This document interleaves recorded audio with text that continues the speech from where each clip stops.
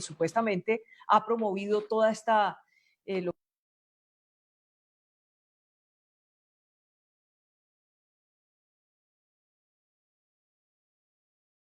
Ecuador, Rafael Correa. Gracias por acompañarnos a esta hora. Los saludamos.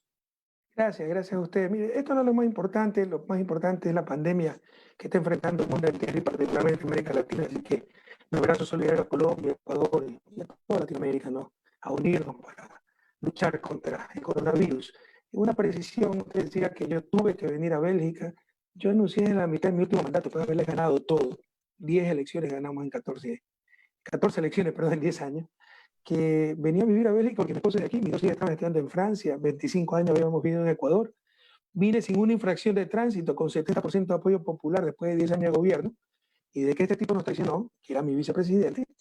Bueno, empezaron a llover todas las semanas nuevos procesos, ya llevamos 31, ¿no? Yo me despierto cada día para ver qué nueva acusación existe, y todo es para tratar de inhabilitarnos políticamente, impedirme regresar al país, es lo que se llama el lawfare, la judicialización de la política. Pero como le decía, es muy triste tener que hablar de aquello en estos momentos tan duros para Colombia, para Ecuador, para Latinoamérica y para el mundo entero. Lo primero, combatir esa pandemia. Es cierto, eso es lo más importante hoy, es la prioridad del planeta, pero sale esta noticia. Quiero preguntarle cómo toma usted esta condena de 8 años en su país en su contra. Con mucha calma. Yo no me preocupo por mí no se preocupen tampoco ustedes. Yo estoy bien. Yo estoy viviendo en Bélgica, mi vida no ha cambiado ni con la cuarentena, porque yo trabajo en mi casa, este es mi lugar de trabajo, mi biblioteca, mi oficina, donde escribo, donde preparo conferencias, doy cursos online, etc. Me preocupa la gente allá. Me preocupan mis compañeros, mi vicepresidente Jorge Glass, un hombre honesto, ya por revancha política, más de 2 años preso. Para que haya corrupción, debió enriquecerse. ¿Quién roba para enriquecer a los chinos, a los rusos, al Banco Mundial? Para enriquecerse uno. No le han encontrado 20 centavos en 2 años y medio y sigue preso Jorge Glass, y lo acaban de condenar a 8 años por soborno. Un proceso que en un Estado de Derecho sería imposible, no existe el soborno. Y si existieran, que no existe, ¿qué tenemos que ver nosotros? Pero a mí son capaces de acusarme de asesinato. Y si aparece el supuesto asesinado vivo, dicen que resucitó, de todos modos me condenan por asesino. O sea, la consigna es condenarnos para impedirnos participar, en lo personal, impedirme participar en las próximas elecciones. A tal punto es esto cierto que Colombia es de lógico, ustedes son gente muy inteligente. ¿Cómo se explican que en pleno estado de excepción, en plena pandemia, se haga la audiencia de un caso que no tiene ninguna urgencia? No es flagrancia, no es algo urgente. Y se la hace. ¿Por qué? Porque están contra el tiempo. Para que se agoten todas las instancias y tener sentencia en firme antes de noviembre, que es cuando hay que registrar las candidaturas para las próximas elecciones del 2021 y así impedirme participar. Entonces, ya es miseria humana. La historia nos va a jugar. Lo principal, ojalá que ya después de esta primera etapa de la persecución se dediquen a salvar vidas, a enterrar dignamente a los muertos, se dediquen a gobernar. Yo quiero que le dediquemos un espacio, por supuesto, a hablar de la pandemia y de las tremendas y dolorosas imágenes que llegan desde Ecuador, pero antes quiero preguntarle, expresidente Rafael Correa, ¿este es un complot en su contra de la justicia y del actual presidente? ¿Está el actual presidente en todo esto? Pero por supuesto, Ecuador ha habido golpes de Estado, pero como era contra nosotros nadie dijo nada, los embajadores no informan nada. El propio vicepresidente, le robaron la vicepresidencia, rompimiento constitucional. Hicieron una consulta popular repleta de engaños para apoderarse del Estado. Se nombró un consejo que tenía que designar autoridades. Se declaró asamblea constituyente, dijo que sus resoluciones tenían más peso que mandatos, que la Constitución, que sus resoluciones eran mandatos constitucionales. Con eso cambiaron jueces, cambiaron fiscales, cambiaron superintendentes, cambió Corte Constitucional, Consejo Electoral, se apoderaron de todo el Estado. Pusieron a los peores y ahora estamos sufriendo las consecuencias. Estamos cosechando lo que sembraron 3 años. Y ahí, yo sé que hay espíritu de cuerpo, pero ahí la gran culpable es la prensa. Cayó por tener a un traidor que me persiguiera, eso es todo. Y permitieron las más grandes sinvergüencerías, a los mayores ineptos en puestos claves, y es que estamos llorando lágrimas de sangre por aquello. Pero la consigna, por ejemplo, la fiscal, que fue la que peor examen tuvo, era perseguir a Correa. Y detrás de eso, obviamente, está el gobierno, la ministra del Interior, María Paula Romo, que es una mujer perversa. Los jueces, el juez de este tribunal, el presidente de este tribunal es un juez cargado. Los designan a dedo con la consigna de que persigan a Correa. Entonces, por supuesto que detrás está el gobierno y todo un aparataje, no solo el gobierno, los grupos económicos, los grandes medios de comunicación, incluso ciertas embajadas. Expresidente Correa, ¿qué le dice usted hoy al presidente de Ecuador? No, no tengo nada que decirle. Él está ya en la historia, enterrado. O sea, el tipo va a pasar como el peor traidor, pero no sé si es inconsciente y no le importa lo que diga la historia. Lo único que le tengo que dar a mis hijos es un buen nombre, así que a mí sí me importa, ¿no? Ser un hombre de principios, de valores, coherente. El tipo tiene 4% de apoyo popular. Nadie le hace caso. Lo mantiene ahí como un títere. De hecho, el que está a cargo de la emergencia del vicepresidente, el tercer vicepresidente en 3 años, un muchacho puesto ahí por buena cuna, no sabe dónde está parado, se pasa haciendo relaciones públicas, visitando el hospital, no hay estrategia, no hay medidas contundentes. Por eso yo incluso he pedido que den un paso al costado. Ya no se trata, por favor, de izquierda, derecha, rico, pobre, correísta, anticorreísta. Se trata de vida o muerte. Somos el país que peor ha manejado la pandemia.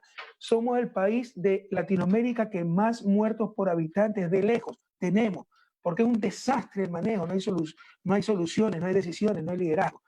Y le he dicho, por favor, esto es de vida o muerte. Háganse a un costado y apoyaré al más feroz anticorreísta, con tal de que sepa liderar y mitigar, porque no es que vamos a evitar, mitigar ya no la crisis, esta catástrofe que estamos viviendo. Es cierto, las imágenes, expresidente Correa, que llegan desde Guayaquil, por ejemplo, los cuerpos tirados en las calles, eh, todo este desorden y toda esta desgracia que están viviendo allí los habitantes, son estremecedoras, son estremecedoras. Pero usted sabe, Vicky, que dijeron en un principio que eran fake news y que éramos los correístas que estábamos desestabilizando. Así es el nivel de negación. Yo les puedo enseñar los tweets. Fue toda una campaña. Cadenas nacionales para denunciar que habían 13 cuentas, redes, inventando fake news, noticias falsas para desestabilizar el gobierno, y todas eran manejadas por mí, ¿no? De Bélico. Yo soy súper dotado. Lo mismo dijeron en octubre con las protestas, ¿no? Yo con mi celular, estoy rifando mi celular, es el super celular, manejaba desde Bélica las protestas, ¿no? Entonces ya están en un estado de negación. El odio les nubla la razón. Ya estamos tratando con gente realmente irracional. No veían la realidad, ya lo tuvieron que reconocer hace algunos días, pero ya es bastante tarde. O sea, entendamos. Yo quisiera decirle otra cosa a mi gente, a mi pueblo. Cómo me desgarra el alma ver un país que hace poco era ejemplo de lo mejor o era ejemplo de lo peor. Hace poco construíamos espectaculares escuelas que llamábamos escuelas del milenio. Ahora estamos pensando si hacemos fosas comunes para enterrar tantos muertos. Entonces esto desgarra realmente el alma, ¿no? Y se me fue la idea de lo que le iba a decir, pero en todo caso, yo quisiera, ya retomé el hilo, trae buenas noticias, pero no puedo engañar a la gente. Hemos de estar preparados para lo peor. Esto va a empeorar. Porque lo que no hicieron las últimas semanas, vamos a recibir las consecuencias ahora. Incluso si empezaran a hacer todo ahora bien, aislamiento, apoyo logístico a la gente que se queda en las casas, miles de pruebas diarias, equipamiento de hospitales, más personal médico, incluso si ahorita hiciéramos todo eso simultáneamente, ya vamos a recoger más muertos por lo que no se hizo o las semanas anteriores. Nosotros tenemos cerca de un mes de liderazgo. Estamos hablando de vida, de muerte, estamos hablando de la supervivencia de la República. Estamos hablando no solo, ya suficientemente grave y lo más grave, la crisis de esta epidemia del coronavirus, sino también la crisis económica que ya vivimos y que está empeorando y que va a explotar. Expresidente, ¿eso quiere decir que usted hoy le está pidiendo la renuncia al presidente de Ecuador? Lo dije públicamente hace varios días. Mire, yo tengo un problema, no puedo engañarme, ya soy demasiado viejo para engañarme y para engañar. Entonces fui el primero en apoyar al gobierno cuando decretó estado de excepción, cuando empezaba la crisis, pese a las contradicciones que habían tenido. Ya teníamos los primeros infectados, declararon aislamiento en Guayaquil y por dársela simpático revirtieron la orden y permitieron un partido de Copa Libertadores con 50.000 personas. Pese a eso, asumiendo que todavía no tenían suficiente experiencia, aunque teníamos la experiencia de Europa, de Asia, los apoyé en el estado de excepción, que significa limitar garantías constitucionales, dar poderes extraordinarios al presidente, etcétera, el 16 de marzo. ¿No? Los apoyé cuando dijeron que traían 2 millones de pruebas. Los apoyé, les dije, cuenten con mi respaldo públicamente. Pero ¿qué pasa? 10 días después nos enteramos que no habían dado un centavo para la emergencia, un centavo. O sea, tenía el mismo presupuesto el Ministerio de Salud. Nos enteramos que eran mentiras los 2 millones de vacunas. Nos dijeron que no había plata para equipar los hospitales, para respiradores, para contratar más personal médico. Se morían nuestros médicos por falta de mascarilla y pagaron 324 millones en deuda externa. Entonces ya no podemos irnos engañando. con este gobierno vamos al desastre. Nunca es bueno cambiar al general en medio de la batalla, a no ser de que tengamos la certeza que nos lleva a una derrota y a un desastre. Entonces hay que minimizar el desastre.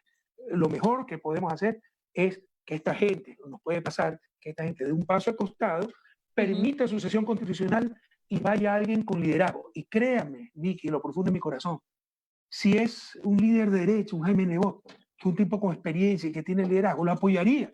Pero necesitamos a alguien que nos conduzca. Yo no puedo regresar al país. Necesitamos a alguien que nos conduzca, ¿no? Porque estamos hablando de vida, estamos hablando de muerte, estamos hablando de supervivencia de la propia república. Déjeme regresar al tema con el que iniciamos y con el cual estábamos arrancando esta entrevista.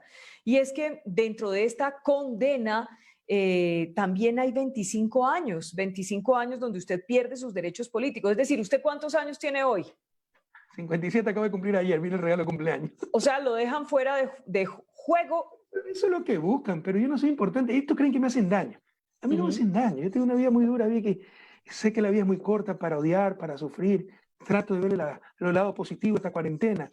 No se imagina qué intensamente he vivido con mis hijos, con mi familia, dedicándome más todavía a la academia porque no hay mayores distracciones.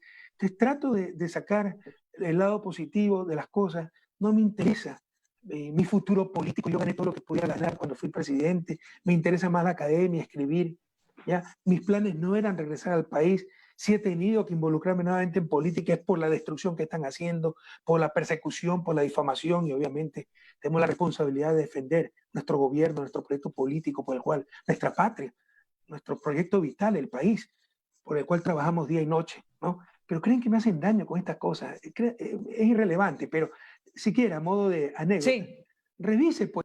Pero por supuesto, pues, porque creen que no quieren que vuelva y quieren eliminar a mi agrupación política. Ya nos robaron Alianza País. Tuvimos que fusionarnos con otro partido que nos dio espacio y somos de lejos, la principal fuerza política. Bueno, ya quieren eliminar del registro a ese partido para evitar que participemos como Revolución Ciudadana. Y obviamente quieren condenarme a mí hasta noviembre, tener una sentencia en firme, porque si no tengo la sentencia en firme, sí puedo ser candidato. ¿Ya? Entonces yo diría, métanme preso, pero déjenme registrar. Claro, no me dejaría inscribir, haría lo mismo que con Lula, tenerlo preso, impedir inscribir su candidatura para que sea presidente Bolsonaro y luego el juez que metió preso a Lula convertirse en ministro Bolsonaro. Las cosas que están pasando en América Latina son indecentes, pero creo que estamos perdiendo la capacidad de asombro y eso es muy grave.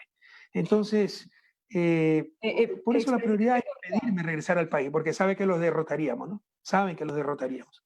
Tal vez de las cosas más graves que le pueden ocurrir a una democracia es que haya fallas en la justicia. Digamos, en América Latina tenemos muchos problemas serios en algunos países en materia de justicia. ¿Qué le dice a la justicia de su país? Porque si la justicia de su país se presta para hacerle un complot de estas características, de estas dimensiones a usted, si se presta para confabularse con un gobierno, si se presta para condenar a un señor que, como usted nos dice, es inocente, ¿qué le dice a la justicia de su país? Justicia amarrada. Pero primero una reflexión. Democracia no es votar cada 4 años. Democracia es la opinión pública expresada en reglas preestablecidas y normalmente a través de el voto. Pero precisamente para evitar la dictadura de la mayoría es que hay esas reglas preestablecidas que se llama Estado de Derecho. Si no hay Estado de Derecho, no puede haber democracia, así se tenga elecciones de vez en cuando. En Ecuador, eso lo dice la Carta Democrática, por si acaso, de la OEA. En todo caso, hace rato se acabó la democracia en Ecuador. No hay Estado de Derecho. Y el Estado de Derecho implica un sistema de justicia independiente. Fue cooptado por esta consulta popular, por ese consejo que le di, pero descaradamente, usted puede verificar. Hicieron evaluaciones. Cada vez que había un juicio contra nosotros, empezaban a evaluar a los jueces. Entonces, los jueces tenían que tramitar nuestros juicios siendo evaluados. En otras palabras, le decían, o condenas a Correa o te votamos. En estos momentos, 60% de los jueces de la Corte Nacional, porque votaron al resto con evaluaciones absolutamente írritas, ¿no? Son encargados. A mí me ha juzgado, presidente del tribunal, un presidente encargado, lo cual contradice la Convención Interamericana de Derechos Humanos. Pero no solo un juez encargado, un juez que lo trajeron el 12 de febrero y el 1 de marzo traen como secretaria de la Fiscalía a Marta Caiza. Marta Caiza, no sé si el juez ha casado o no, es su compañera, tiene una hija en común de 8 años. Y resulta que ayer había una filtración de documentos donde se demuestra que estaba en permanente contacto el presidente del tribunal con la secretaria y la fiscal, pero no contacto para decirte, oye, querida, esta es la cuenta del teléfono. No, aquí te paso el resumen del caso Soborno. Aquí está para que frías a Correa, ja. Entonces es fraude procesal, eso es asociación ilícita, eso es tráfico de influencia. Los presos deberían ser ellos. Entonces, usted me ha pedido la opinión de la justicia, le doy un ejemplo de lo que ha pasado con la justicia. Tengo que confesarle, una de mis grandes decepciones. Trabajamos mucho por la justicia, no es mi especialidad, pero entiendo que para que haya democracia, para que haya desarrollo, necesitamos justicia, un sistema de justicia que funcione. Entonces, hicimos una reforma muy importante en 2011, se invirtió muchísimo, mejor infraestructura, se puso más fiscales, más defensores públicos, más jueces, más tecnología, se reformaron los códigos, éramos ejemplo, venían, yo lo he visto, no me lo han contado, delegaciones de Perú, de Uruguay, a ver cómo había mejorado, aprender de nuestro sistema de justicia. Creí que iba a resistir un poco más, pero qué venales, qué jueces tan venales hemos tenido en algunas ocasiones. Y lastimosamente la mayoría, que a la primera presión política con la traición de este tipo, a la primera presión mediática se someten. Entonces ellos saben que no existe delito, ellos saben que todo esto es una gran farsa, porque sí entienden derecho, pero se han prestado a esta persecución. Y en el caso del presidente del tribunal, el juez Iván León, imagínense que tiene hasta su compañera de secretaria en la fiscalía, intercambiando, intercambiando información sobre el caso, y esa es la manera en que lo compramos, pues le dan puestito a sus allegados. Entonces es terrible, el nivel de corrupción es terrible. Usted calificó en su Twitter esta decisión como una mamarrachada. ¿Qué quiere decir que esta condena es una mamarrachada? No tiene ni pie ni cabeza, Vicky. Revise nuestro Código Penal. Para que haya cohecho, ¿ya? Se requiere que yo le haya dado a Vicky Dávila, que era ministra de Transporte de Obras Públicas, y pudiera darme el contrato del carretero, es la que firma, $1 millón para que me lo dé. Eso no existe.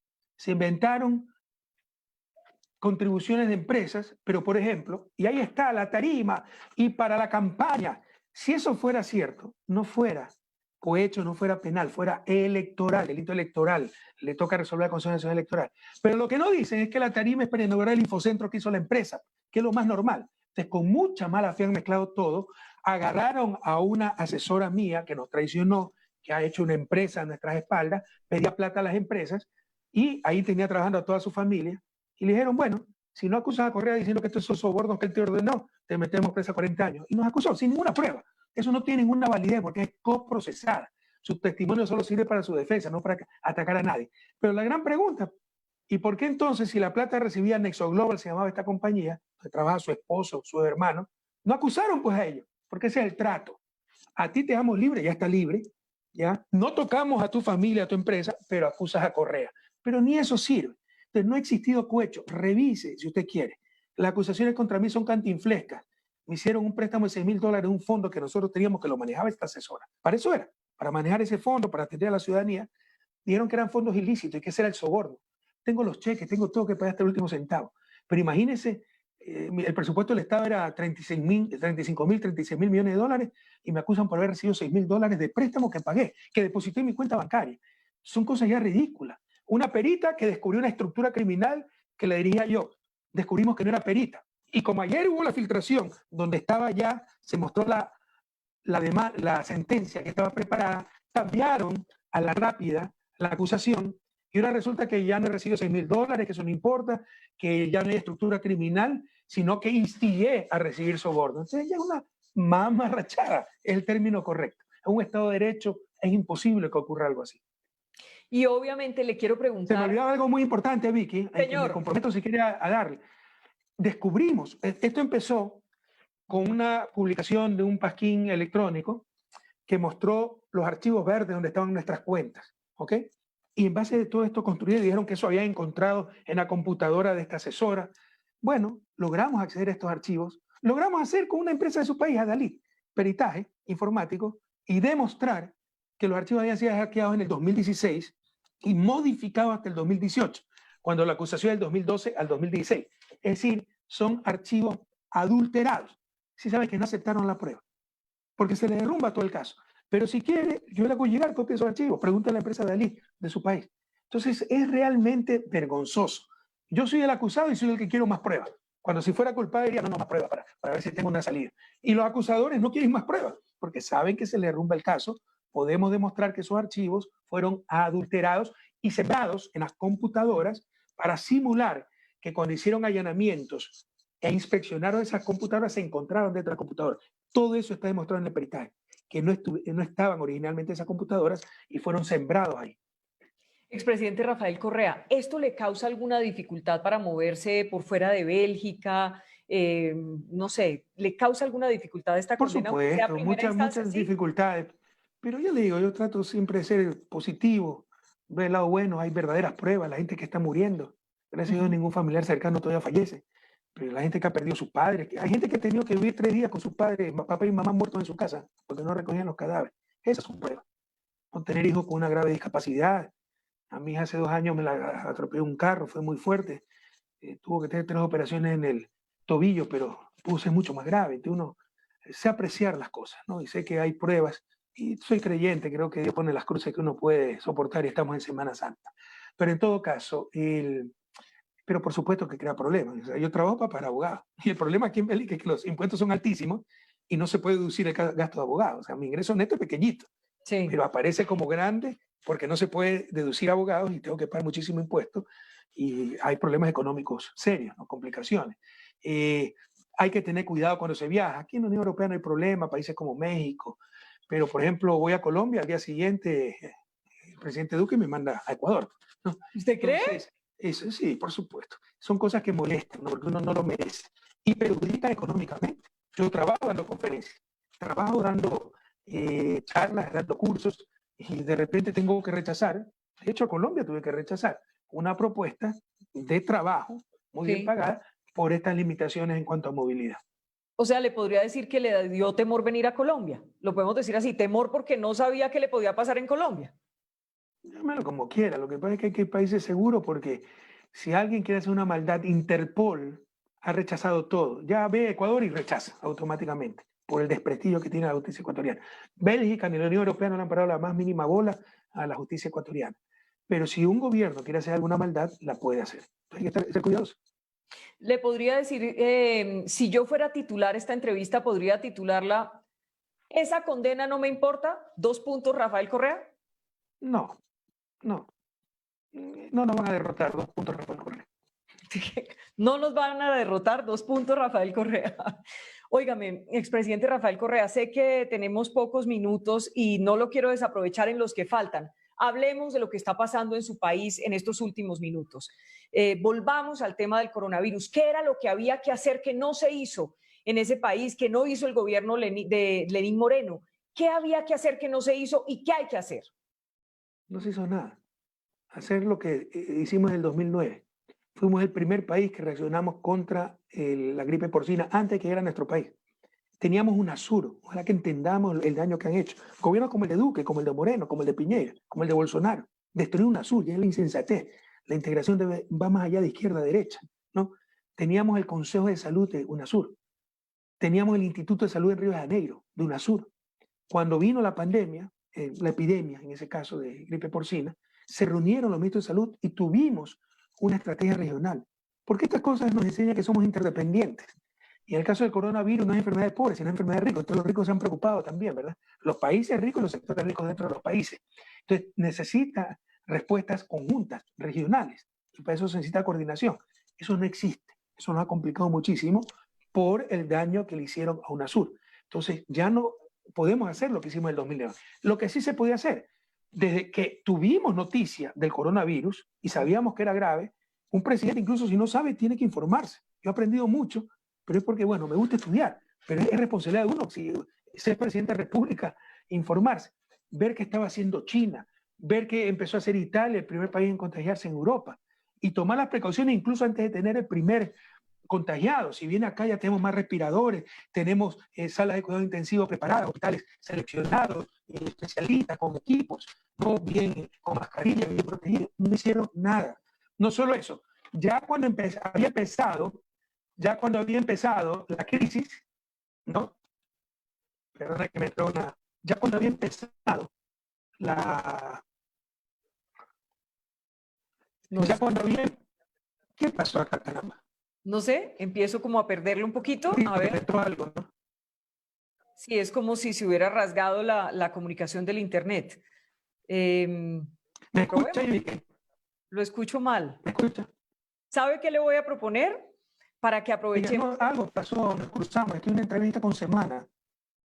Sí, pero hagamos una cosa, expresidente, para que no perdamos esta comunicación. Tenemos más de 7.000 personas conectadas a esta hora en Facebook Live y la gente quiere escucharlo, quiere oírlo, está comentando. Entonces, tal vez Natalia, nuestra productora, bien valdría la pena que se Ya desconecte. estamos. Ahí, ahí ya, expresidente. ¿Ya? Ahí lo escucho perfectamente. Bueno, aparentemente, pero ¿de dónde me están hablando? ¿De Semana? Sí, pero ¿De aquí, dónde me está hablando usted?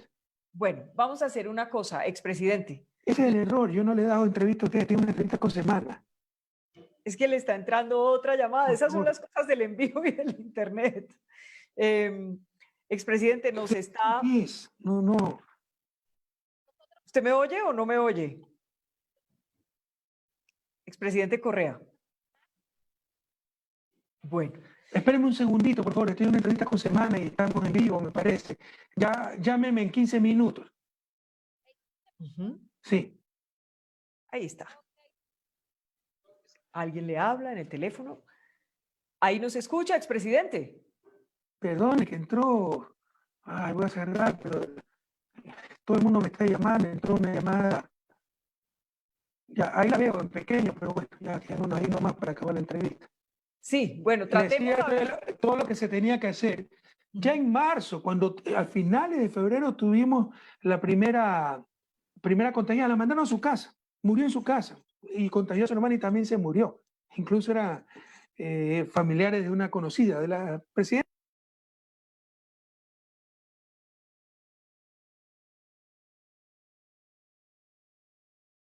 El partido de fútbol. Dijeron, se prohíben reuniones públicas, se contradijeron, se retractaron, permitieron partido de fútbol, reabrieron los parques, hasta que ya fue muy tarde.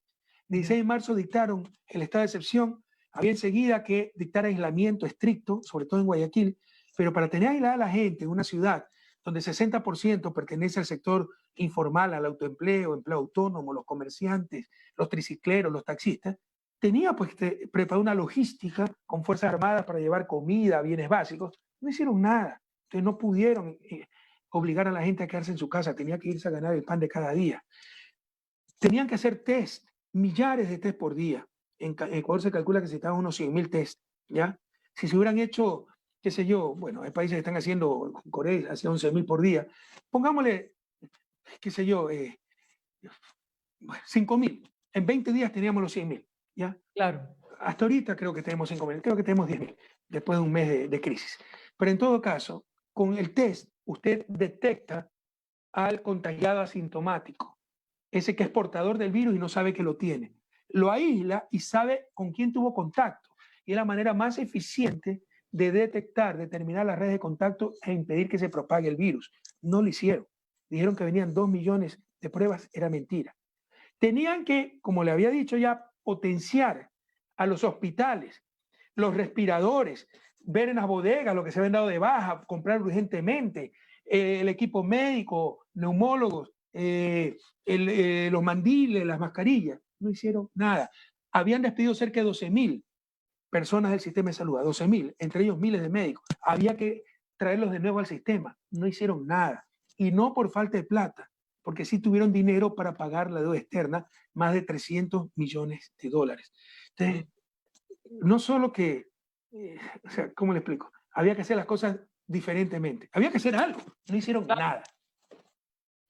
Y mientras tanto, pues esto se traduce en muertos, en contagios, en una situación sanitaria espantosa. Hace unos días estábamos haciendo una entrevista con una colombiana allí en Guayaquil. Fíjese que ya se le murió el papá, ella estaba en un hospital, casi no logra internarlo. Un desastre, un verdadero desastre.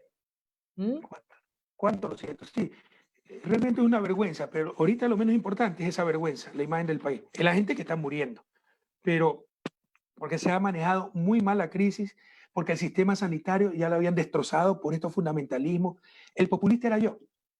Sepa usted que Guayaquil, la ciudad más afectada, tiene por lo menos 1.500 camas más gracias a nosotros, 3 grandes hospitales, que son los que están salvando la situación. El Guamo, el de los Ceibos de la Seguridad Social y el de Monte Sinaí. pero nos dijeron que éramos unos demagogos, unos populistas, que no se hacían hospitales de 500 personas. Invertimos mucho en salud, mejoramos mucho, pero todavía nos faltaban 10.000 camas para los mínimos recomendados por la Organización Mundial de la Salud, ¿no?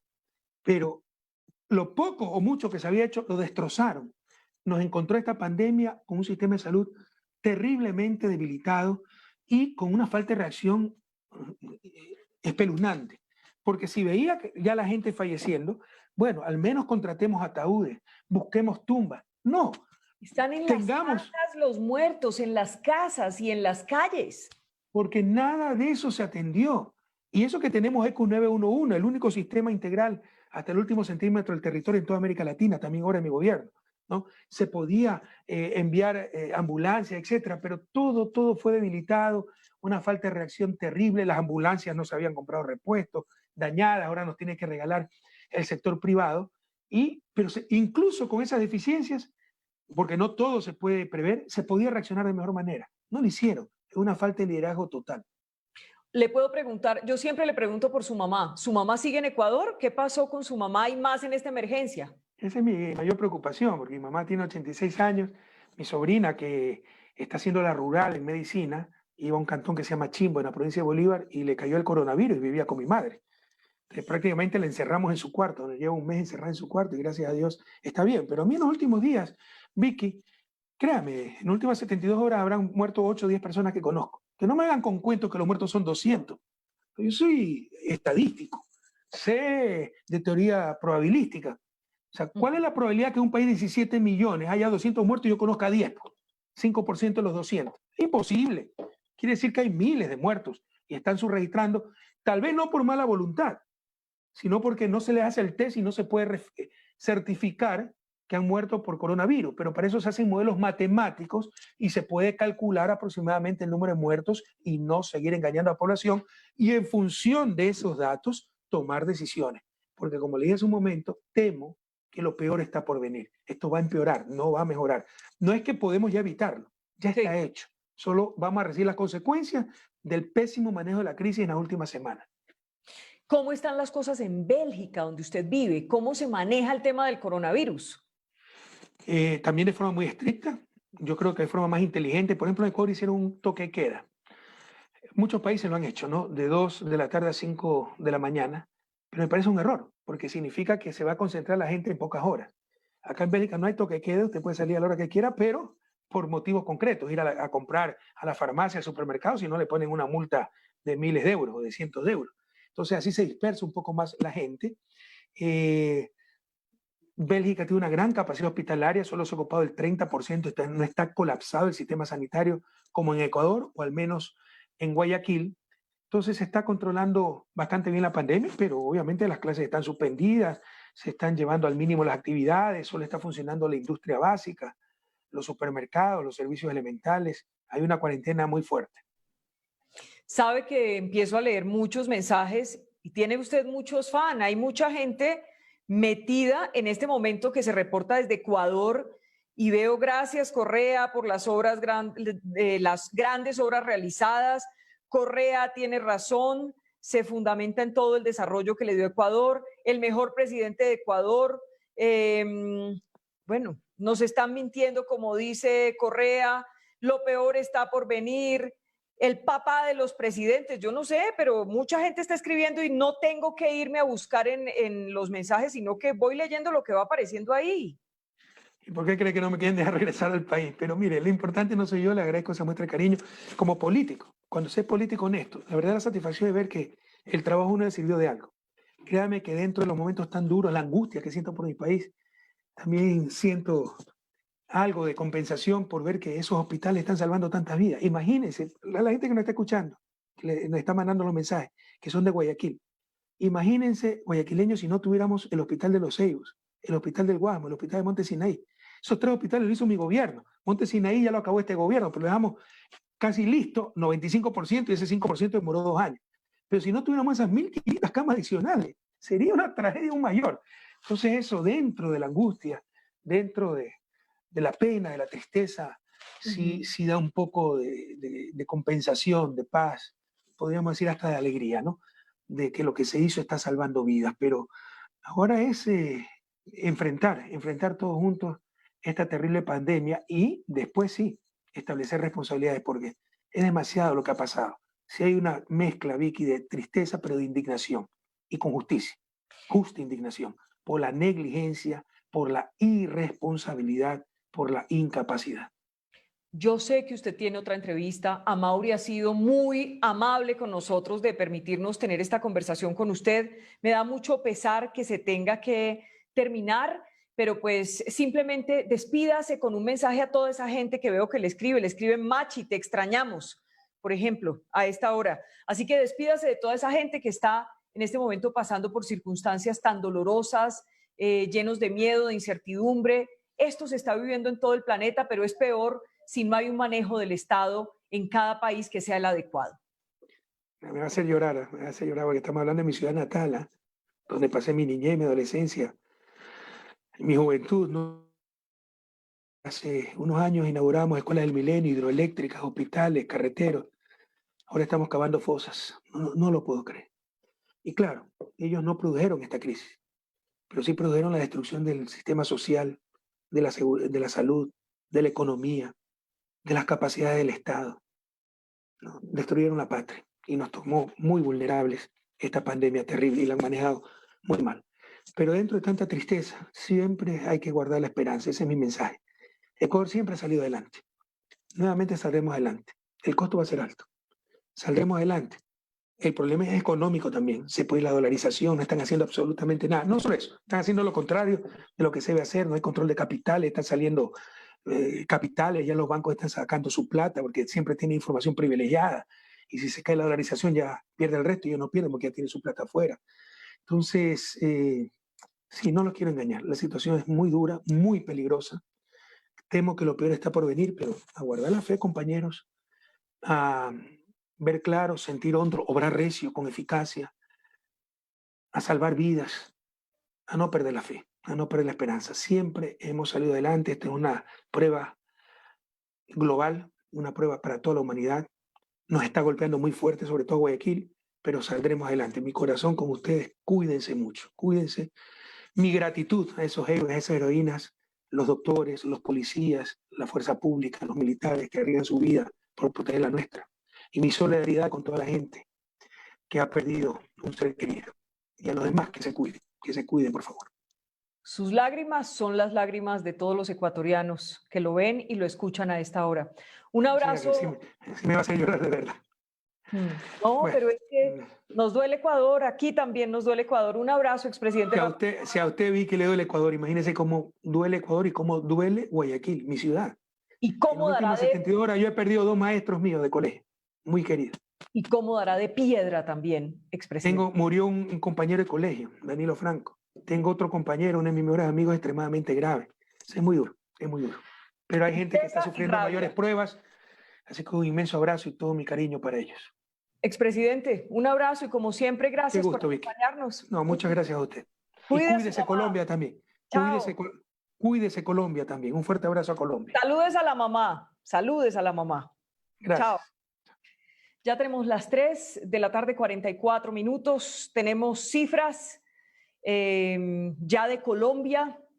No deberíamos presentarlas ya mismo, deberíamos terminar este Facebook Live, terminar esta transmisión y, bueno, iniciar otra, ¿sí? Me están diciendo, mi monitor está con algún problema, es natural, estamos en este momento en vivo, estamos en directo, estamos haciendo estas transmisiones de una manera que hacemos lo mejor. Así que vamos con cifras de una vez sin parar esta transmisión, porque de aquí a que volvamos a montar y volvamos a conectarnos y demás, tenemos cifras, mucha atención, 3 de la tarde, 44 minutos. Las cifras en Colombia las tiene Pía Bolgemuth. Pía, ¿cuántas personas contagiadas según los registros oficiales de hoy del Ministerio de Salud? Hola Vicky, buenas tardes a usted, a todas las personas